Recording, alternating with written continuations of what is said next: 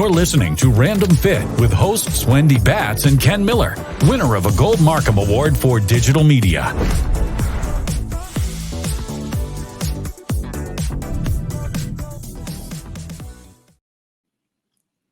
Welcome, and thank you for joining us here on this episode of Random Fit, where I myself, Ken Miller, am co-host with my friend and partner in crime, Miss Wendy Batts. Wendy, how you doing?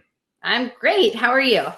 I am good, and I'm excited for this episode of Random Fit because what we're going to talk about is body composition and what it means and how we need to approach it and understand it as somebody who might be looking to change how they look, change how they feel.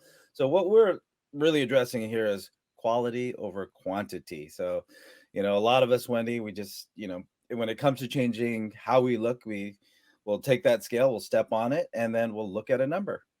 But what we need to understand, and hopefully better at the end of this podcast versus now, is understanding the importance of what that number actually means in the grand scheme of things, as far as, okay, what are you made of? Who are you, as far as what are you made of? What are you made of?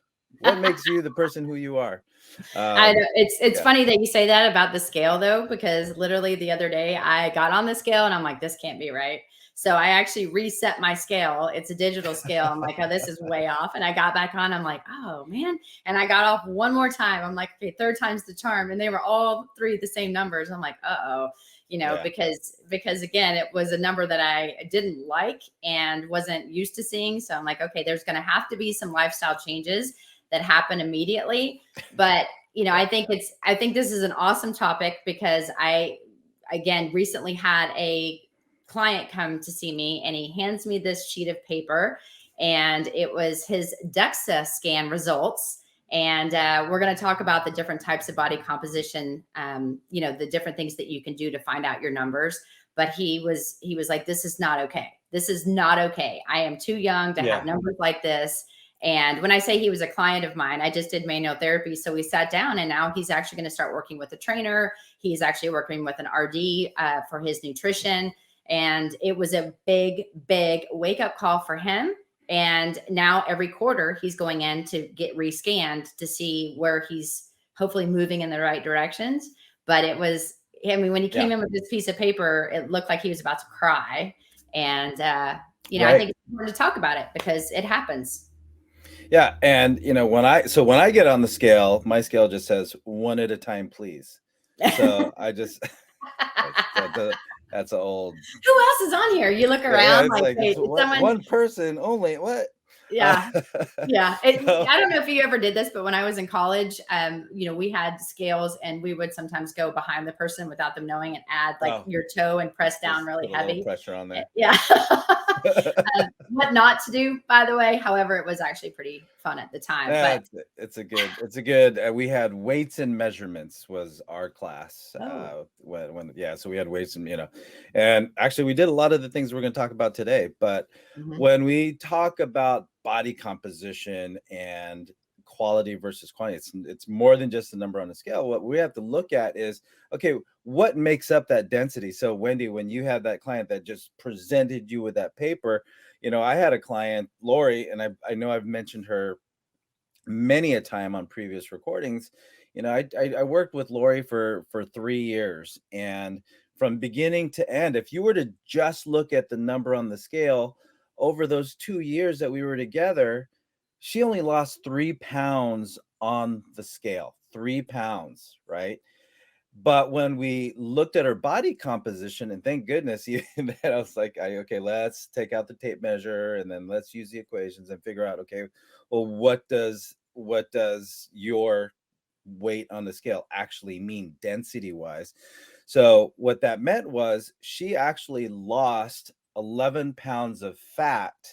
But even more importantly for her is that she put on 8 pounds of lean body mass. So that's, again, when we're talking about, muscle, lean tissue, bones, things like that. Not that she's going to put a ton of weight of bones, but that was more a reflection on her muscle density. So she put on 8 pounds of muscle while losing 11 pounds of fat. But what that also meant for her was that she went down from a size 11, 12 down to a size 2, 4, right? So it meant a drastic change on how she looked, even though you look at the number on the scale, it was only 3 pounds. As a lot of people would say, well, I'll lose that in one day, right? But now we have to look at, okay, well, what makes up that, how that person is actually made up under the skin. And that winds up being important because as we look at different people, we have different sizes, different shapes, and we also have different body types. So, we have to look at, okay, well, when it comes to density, that's like how much matter is within a certain amount of space that you take up on this earth. So, and looking at body density, we all come from, I mean, some different, we have different genetic makeups on how much fat and how much lean body mass that we carry naturally. And we all have a predisposition, just a natural range, upper and lower range that we might carry ourselves. So as personal trainers or strength coaches, and if body composition does affect how you get paid or why clients come to you, these are things that we need to understand better. Yeah, and when we're talking about body composition, I think it's important to talk about what that actually means first. I mean, so we're talking about percentages of your genetic makeup or your makeup in general. So we're looking at your fat, we're looking at water, we're looking at bone, we're looking at just basically what's the differences in percentages of what you're made of, because again, fat, bone, water, and muscle, when you're looking at 4 different things, how much of it is water? Well, most of your body's made up of water, but then how much of it's made up of muscle in relation to fat?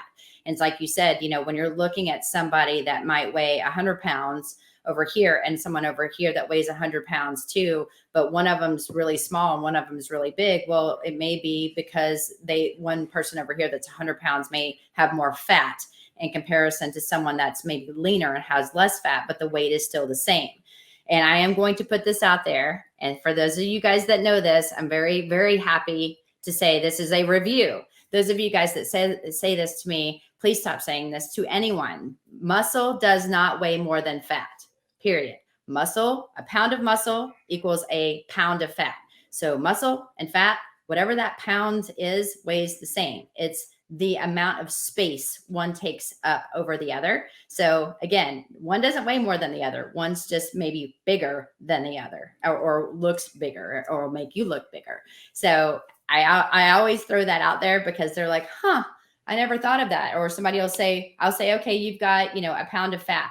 And I was like, you got a pound of muscle, which weighs more? And they look at me and they're like, but muscle weighs more than fat. I'm like, does it? Yeah. And they're like, I never really thought of that. But I hear that all the time. Yeah. All the time. And that actually goes to that old trick question, right? Which weighs more, a ton of feathers or a ton of bricks? Right. It's like, let's see. Ton of bricks, of course, right? So but when we look at that too, you have to look at different body types. So naturally, you get that person that's naturally, I'd say skinny, right? But they basically don't have a whole lot of fat. They don't have a whole lot of muscle either. And that's what we call an ectomorph. So when we're talking about body types, there's a certain makeup of, how somebody might carry, how much they might carry of we all have fat, we all have muscle, right? If we're a living, breathing human being, we all have fat, we all have muscle. So an ectomorph doesn't have a whole lot of either. There might be that slightly built person. Now, mesomorph, they have naturally more lean tissue, lean body mass over fat, right? And then you have that other person who might be an endomorph. So they're naturally, I'd consider myself more like an endomorph, right? Softer body with curves, right? So when we're talking about, how people are made up differently between ecto, endo, meso, what we are talking about is that people are made up differently. And if we want to change how we look and how we feel, or maybe how we perform, we have to build in strong consideration. Okay, well, how are you naturally?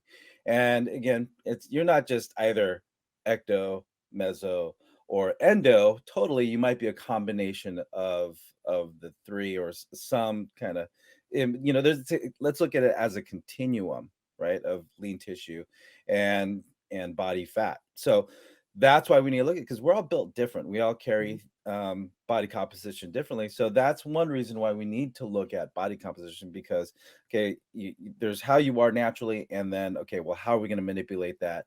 That kind of might fit into how you are. Because if somebody comes to me and they're more of that softer, rounder person, like, I'll claim that. But if my expectation is to be on the leaner side, but that's within the smaller side, the lower end range of where I might be comfortably, or even from a health standpoint, I'm kind of teetering on the edge of what might be unhealthy for me to want to be a little bit on the leaner side, or look like that person who might be on the other end of the spectrum. So as a personal trainer, I want to know this, because I want to know what the expectations are, the goals are, because if they have this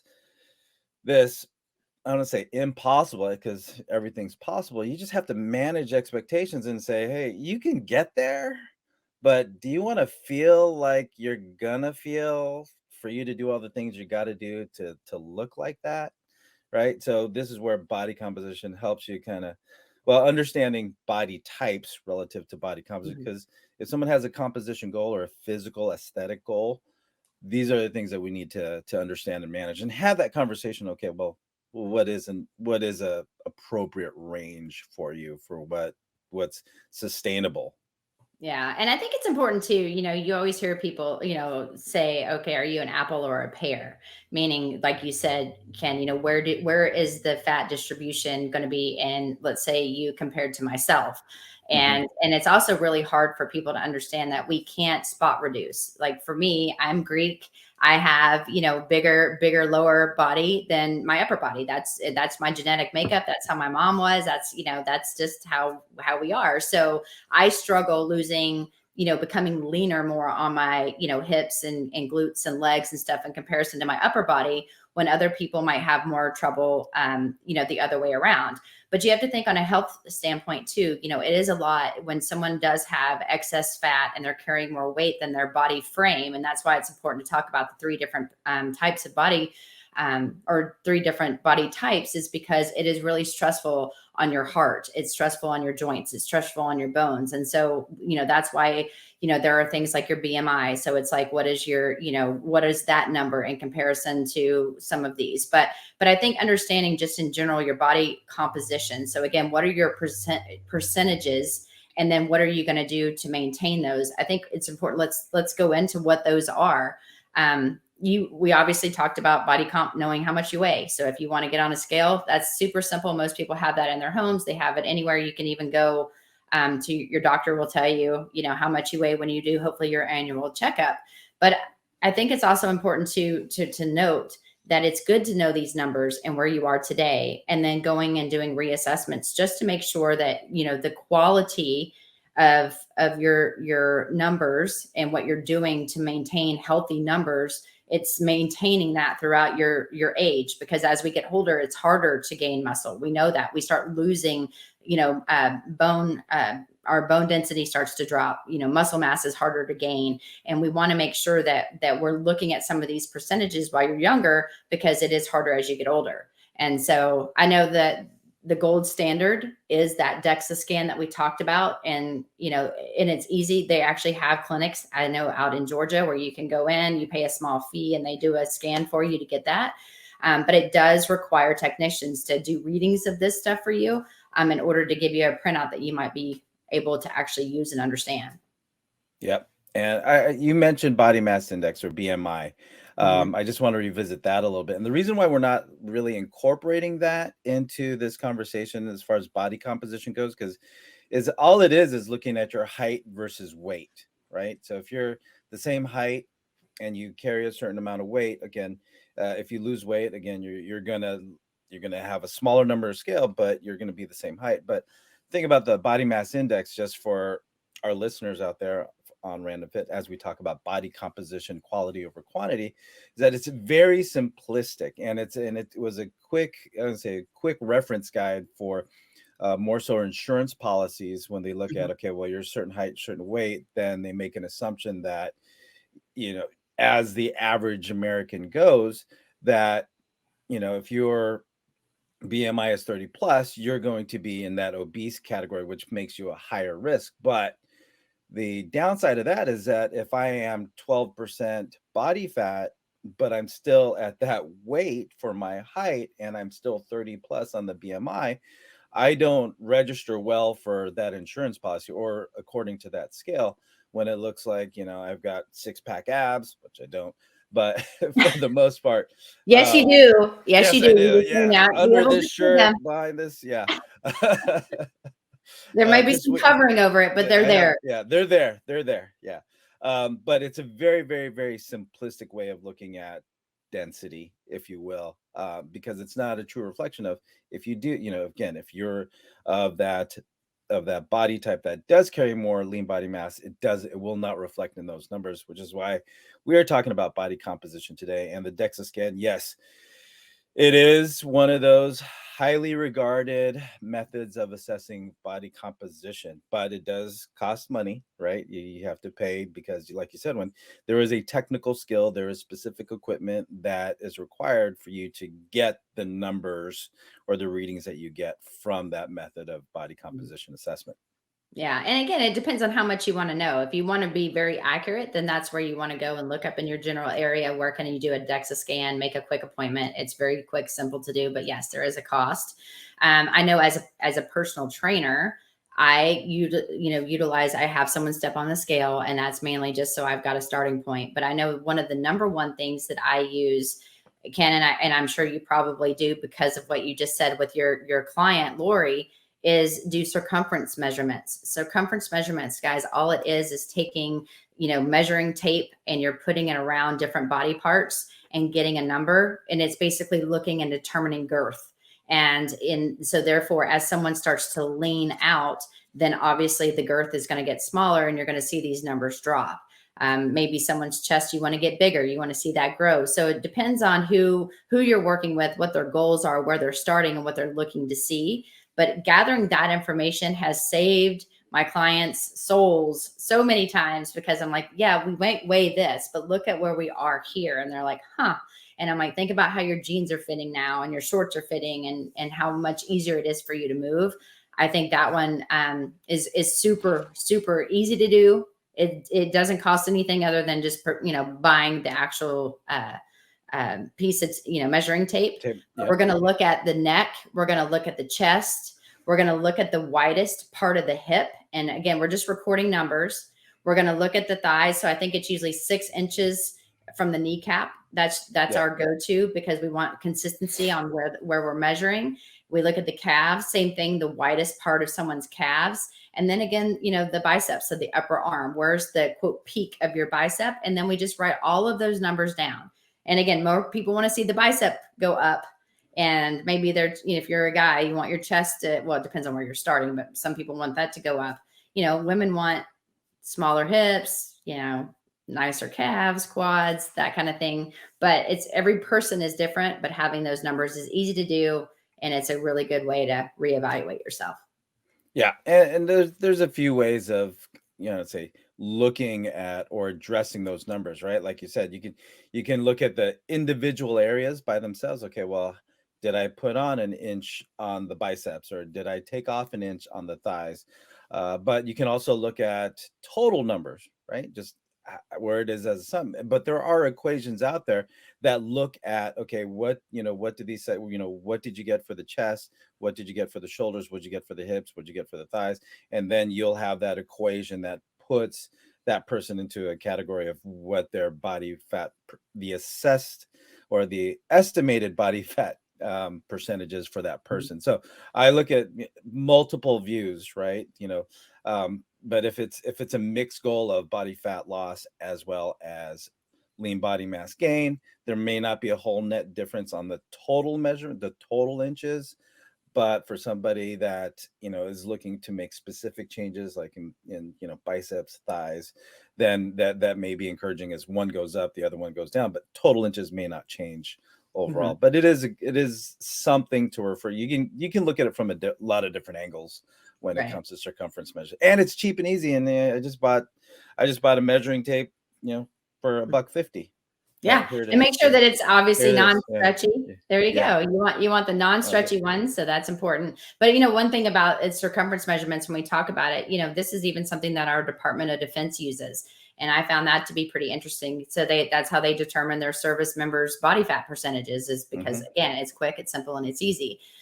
So if you haven't taken your circumference measurements, and you're just looking at the scale, I would stop just focusing on that and get yourself some tape, have someone help you take these measurements and record them and see, and then again, there are different equations that you can look at.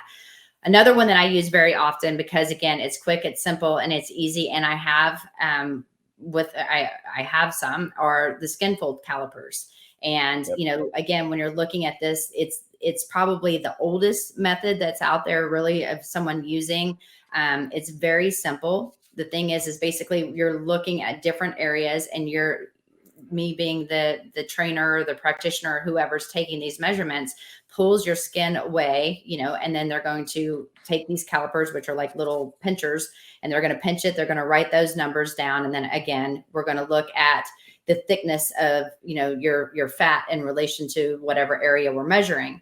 It's not always the most comfortable for some people to get pinched by these things. But again, you also want to think, in order for you to get a good reading, you want to be the one that's doing the measurements, or having the same person do your readings, because my pinch might be a little bit different than Ken's.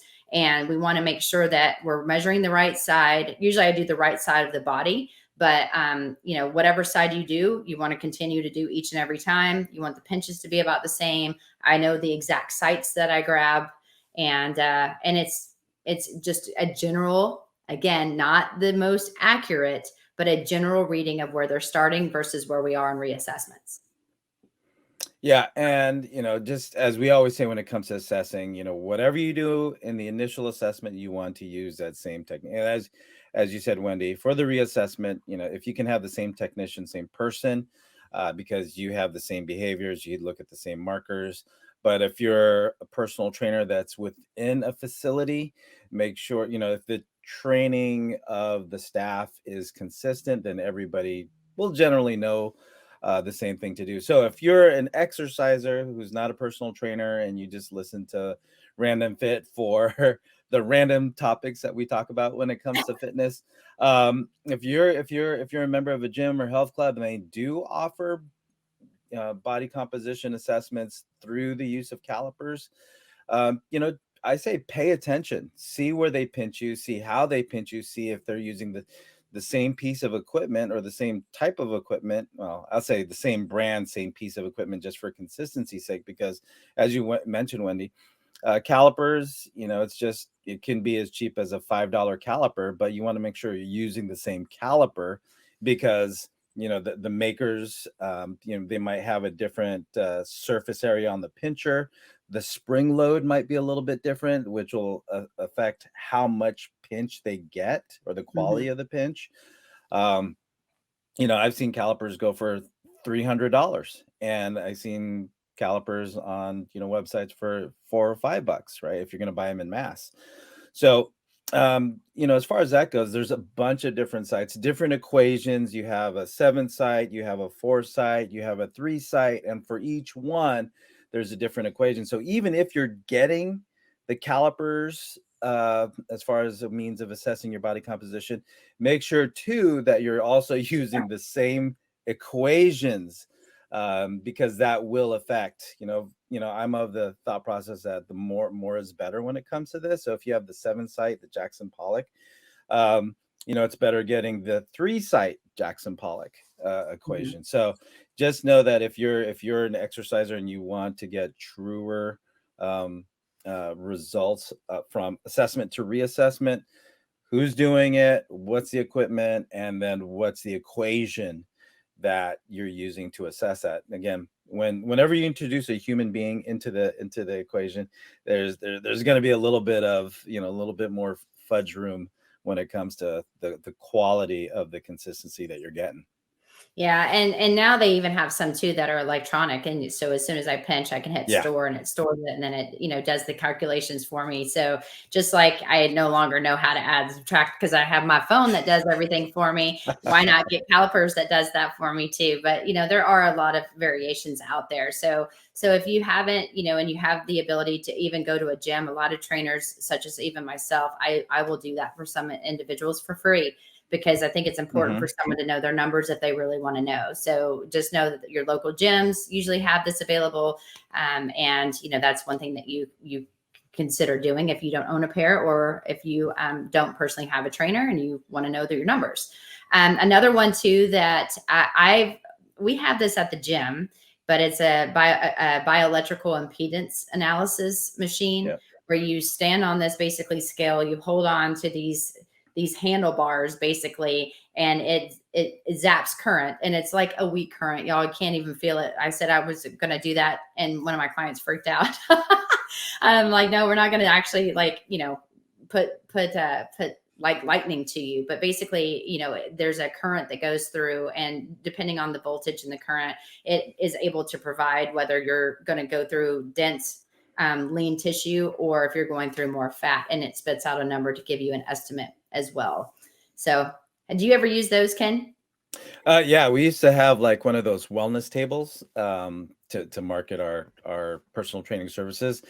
So we catch them on their way out of the gym after the workout, and they'd hold on to that, and what's your age, what's your gender, boom, put that in there, and then they hold on to it, and then they get this reading. But then it kind of bite us in the butt, because the idea of hydration affecting the results. So if someone's worked out, they've sweated, and so their hydration might be a little off, which might give them a little bit of reading. So a different reading. So if they did it one day, 1 week before workout, or another day, another week, at the end of the workout, it's like, oh, I just lost 5% of fat, right? I'm shredded, I'm lean, right? So the numbers would be a little bit inconsistent, but we would, because it is quick and it is easy, but there are a few factors that go into play as far as the quality of the reading that you get, right? So And from day to day, yeah, it's going to be that's a different. really important, that is very, very important. I'm glad you mentioned that, because to me, I don't find that one to be as accurate at all. But it is a number, and something's better than nothing. But I think it's important to say too, before you do any of your assessments, just like if you're working with a personal trainer and you're doing your movement assessments, I don't want someone to come in and foam roll. I don't want someone to come in and stretch. I want to get them the way that they're coming in and the way that they live their life. And then I want to assess them. And so if you usually get your body, composition done early in the morning, before you have breakfast, before you start to drink a lot of whatever it is, then every time you reassess, I want you to kind of live that same lifestyle again. So therefore, I know that I'm doing the same type of read with the same, like you said, you don't want to do one reading before you work out, and then, 4 weeks later, do something right after your workout, because there could be a difference. So try to think about consistency. Not only is the person doing it, the assessment, that should be pretty consistent, but think about yourself when you're going in to get your results read, that you are also consistent in the timing, because even the time of day matters. Yep, everything matters. Everything matters. Everything matters. Another one, Ken, you talked about, because you did this at your gym. I did this when I was in college. Again, we had to go through a bunch of these different types of body compositions to find out accuracy, what they're really looking at, find everything out. So therefore, we could provide you with this type of information, as now I'm older. But hydrostatic weighing, I think that is one where people are like, wait, you're going to do what? It's underwater weighing. How does that work? I know that there are actually trucks and vans and pools that come to you. Yeah. We had that as a community. I think that one's definitely more accurate than the electrical impedance. Yeah. One that we just talked about. Yeah. So this, as far as hydrostatic weighing, that basically you go into this little seat swing that they lower you into, or you sit in it, right? If the pool is made specifically for looking at, how much water displacement, but what it's looking at is your buoyancy being a reflection of how dense you are. So again, somebody that's more dense, more lean body mass, you're gonna weigh more versus somebody who's got more fat tissue. Then you're going to be a little bit more buoyant. So that's how hydrostatic weighing uh, assesses your body composition. But there are some pros and cons for it, because here's the thing: if you don't exhale all the way, right? If you don't exhale all the way, that little residual air that's in your lungs, that's going to make you look a little bit more buoyant. So, if you're hydrophobic, if you have this fear of actually being in the water or even submerged for an extended period of time, and that was the one thing when, in college, I made the mistake of taking that testing and measurements class that I mentioned earlier in the winter quarter. And of course, we Oh, had to go to the outdoor pool where we had this little sling suspended over the pool. And it's February. And here we are. You have to wear minimal clothing, right? So you mhm. had your shorts on, or female, you have your bathing suit on, and you get submerged into the water. But here you are, you go out there, you leave the locker room and you got this towel, and it's it's 45, 50. Again, this is the West Coast, guys. So, if you're on the East Coast or the Northeast, I'm sorry, you got 10 degrees out there. But here we Like, go outside and you're like, wind's blowing. And then you get out of the pool. Of course, now you're wet. But here's the thing: you have to be in there long enough to exhale and hold so that whoever's reading, so you can't be bobbing up and down. And that's the one downside of being in a bigger body of water, because there's a little bit more movement versus if you're in a tank that's in a hydrostatic truck, a truck that's designed to take hydrostatic measurements. If you're still bobbing around, you're not going to get an accurate reading. But also just know that if you're going to do this hydrostatic weighing outdoors, it gets a little uncomfortable when it's cold outside. So but to this point, when I was still a fitness manager here in Oakland, there was this truck that would pull up and you would go outside still, whatever the weather may be, again, wearing almost nothing, but then you have to go in there. You're in the closed controlled container and you just sit and you have to exhale. You have to blow out all the air as much as you can. So you have to be comfortable being totally submerged and with zero, quote unquote, zero air in your lungs for them to get the more accurate reading, because that air will make you more buoyant, which will affect your reading. and they usually do this. I mean, you're not just getting one chance. I know they usually do it like Yeah. a few different times. It depends on who you go to. And most of the time, when you do go into these facilities and try to do this, it is warm water. So for those of you guys that are thinking about this, it's not normally outside in the cold unless you are, again, taking a class at a university, and they don't care if you freeze or not. Yeah. They're just doing it so you get to experience what it is and how that data is read. But it is, I think, a very accurate way if you can get the air out for a good read. It's usually cost effective. Like I said, a lot of times they're done at community events for free. I think it's a good way to gather your numbers. I know we're going to actually talk about one more before we just talk about some quick apps and everything. But I think the other one, besides the DEXA, I think the second one that I think is probably the little more accurate than the others we've already discussed is the bod pod. And Ken, I don't know, have you ever done the bod pod? Me myself, yeah, once. Okay. That was enough. So those of you guys that don't know what a bod pod is, and this is going to totally make me sound old or tell you my age, but there was a show back in the day called Mork and Mindy. Okay, it was Robin Williams was Mork, and there was another girl who was Mindy, and he was like this out of space character that came in, flew in on this egg basically, and he had all these weird powers. But it was a great show. It literally looks like a Mork and Mindy egg. Imagine like a human egg. Okay, that's what a bod pod looks like, and you have to put this, this bodysuit on, and so basically it's skin tight. And the way that they measure this, I find it fascinating. But they take the measurements of an empty chamber and they gather that information, and then you go and sit basically in this pod, and they close the door, so you really don't want to be what's the word? you can't be scared of being in small. Claustrophobic. Like, think of, come on, help me out, partner. Claustrophobic. Because if you are, this is definitely not the one for you to do. But what happens is when you're sitting in there, it starts to calculate your air displacement versus your total volume.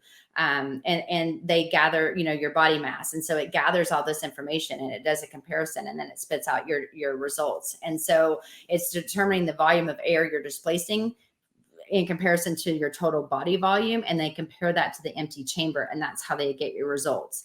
Again, this is something that's usually not free. It's something that we actually have at our facility, so we can get it done.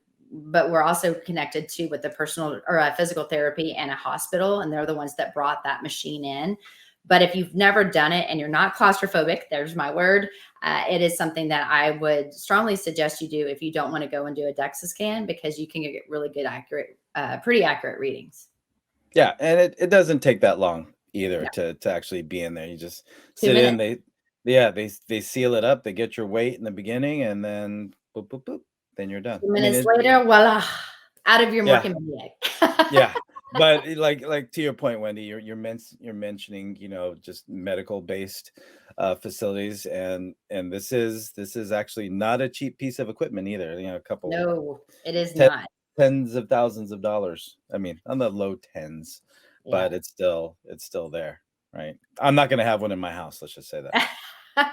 And today on Random Fit, myself, Wendy Batts, and Ken Miller are talking about body composition. I think it's important for you guys to know your numbers. I mean, we've talked a lot about what it is. We're basically asking you, what are your percentages of, your body mass, which is muscle, in comparison to fat and water and bones. And there are a lot of different ways of determining that. Again, we've talked about the easiest is circumference measurements. Calipers are super easy. You can, of course, get on the scale, find out how much you weigh. But, if you're going to get a little bit more into something that might get you more accurate readings, you've got the underwater weighing, you've got your bioelectrical impedance, and then, of course, the bod pod, and the gold standard still is the DEXA scan. However, if these aren't something that you want to do because you have to usually go somewhere or work with someone other than the scale, there are apps that are out there now. Again, how reliable are these apps? I don't know. If you read some of the comments for some of the ones that we read or that we're going to talk or mention, I'm not going to talk about them. It is amazing because now you can set your phone up and it's supposed to do this 3D reading and be able to give you your numbers. And Ken, I know you said at URSA, you actually saw that there are some apps out there that you got to see. What did you think? Well, apps as well as machines, like you'll stand on a piece and it'll kind of do a little 360 view of you, and not too much unlike what the bod pod does as far as looking at how much space you take up, but it's now more digitally based where they look at your height, your dimensions, front, back, side to side, and then just looking up, how much space you take up, and then extrapolate your weight versus, what it's assessed you to be as far as how big you are in space. So, it's a lot of interesting stuff, but I kind of, because it's newer, I'm not an early adopter when it comes to a lot of those. Interesting, very interesting as far as, what they're claiming to do, but I think it's very, very early in that space. As you mentioned, Winnie, it's very early, the technology as well as the application. So I don't know. Yeah, but again, I'm holding out. This is something that you're looking to do. You want to just check it out. I mean, what I ended up doing just so I could learn more about the apps that were out there, it's under basically you type in health and fitness, and there's a bunch of them that popped up. There was one that was called Bodygram. There's Me 360 Happy Scale. There's different trackers and weight loss trackers out there. If you find one that works for you, again, what this whole thing was about is finding one way or multiple ways of gathering your information and then reassessing. So if you're going to use your own app and this is something that you want to do for yourself, there are things out there that you can do. And it's just you and your phone at that point. Other people don't have to know your business, but something is better than nothing. And so you're just going to have to choose which one is best for you. Thanks, Wendy, for that little wrap up there. You always have a way of succinctly wrapping up everything that we've talked about with our podcast. So Great episode as always. I always wind up taking away something from our discussions, especially on this episode of Random Fit, where we're talking about body composition and quality over quantity. So for those of you listening to us here on Random Fit, thank you so much for your time and listening to us talk about whatever we're talking about for that episode. So if you want to hear something as far as Random Fitness goes, like, follow, subscribe, download, share, but to my point, comment. Let us know what you want to listen to. So on behalf of both Wendy Batts and I, Ken Miller, thank you, take care, and be well.